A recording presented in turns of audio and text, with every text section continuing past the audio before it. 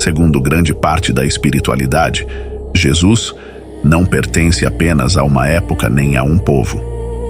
Ele é apresentado como o governador espiritual da Terra, uma consciência cósmica tão antiga quanto o próprio universo, que acompanha a humanidade há bilhões de anos.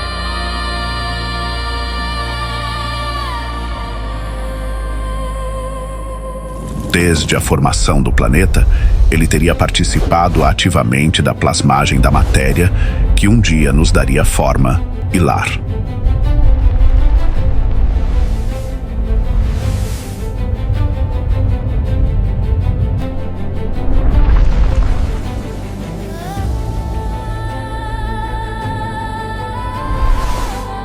Pacientemente, Jesus vem observando o lento amadurecimento humano. Viu civilizações nascerem e desaparecerem, ideais elevados surgirem e ruírem pelo orgulho. Nada escapou ou escapa à sua visão. Nada foge ao seu projeto. O chamado Projeto Terra, apenas um entre bilhões de projetos planetários em andamento, neste e em outros universos.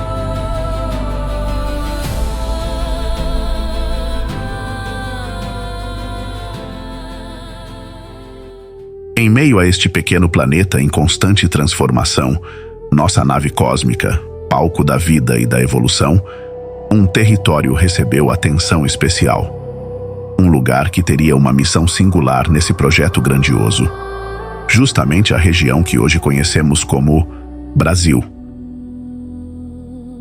Muito antes da chegada dos europeus em suas caravelas, aqui dominava a natureza viva. Florestas densas, rios livres, montanhas intocadas. Segundo a narrativa espiritual psicografada por Chico Xavier no livro Brasil, Coração do Mundo, Pátria do Evangelho, a presença do Cristo se fez sentir neste lugar não em corpo físico, mas em espírito. Uma presença luminosa, sutil, percorrendo uma terra ainda virgem, como quem contempla um campo antes do plantio.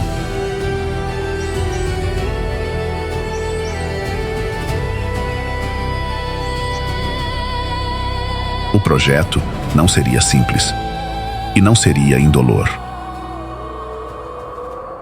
Para acompanhar esse processo, um espírito foi designado por Jesus. Seu nome, Ismael.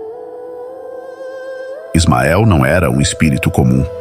Trazia uma longa trajetória em projetos coletivos difíceis.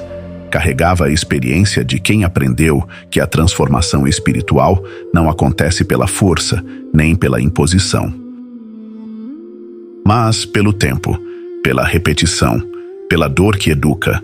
Por isso foi escolhido. Ismael não seria um líder visível. Atuaria como administrador espiritual silencioso, paciente, fiel às diretrizes do Cristo. Sua missão atravessaria séculos.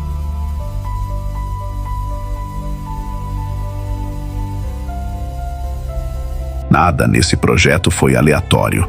Segundo a leitura espiritual, não é coincidência que aqui tenham se encontrado povos profundamente ligados ao invisível.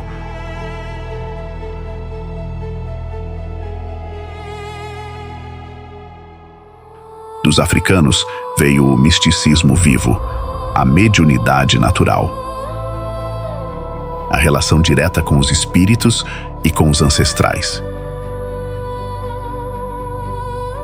Dos portugueses veio a religiosidade intensa, o simbolismo, a aceitação do sagrado como parte da vida cotidiana.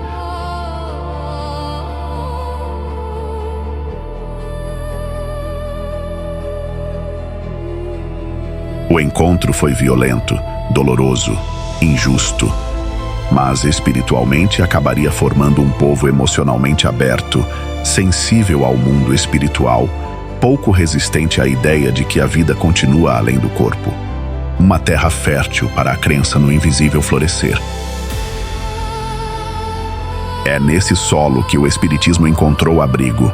Não nasceu aqui, mas aqui se expandiu. Em nenhuma outra parte da Terra surgem tantos médiuns, tanto conhecimento em livros psicografados, tantos relatos de auxílio espiritual, não por mérito, mas por função. Coração do mundo não significa destaque, significa serviço. O coração não governa o corpo. Ele bombeia vida, bombeia energia, bombeia conhecimento espiritual para todas as partes do globo e trabalha sem descanso. O livro não exalta o Brasil. Ele cobra. O projeto espiritual deste país não terminou. Lar de espíritos profundamente endividados, ele segue em andamento. Talvez a grande pergunta não seja se o Brasil é especial, mas se vamos finalmente abraçar a missão que um dia nos foi confiada.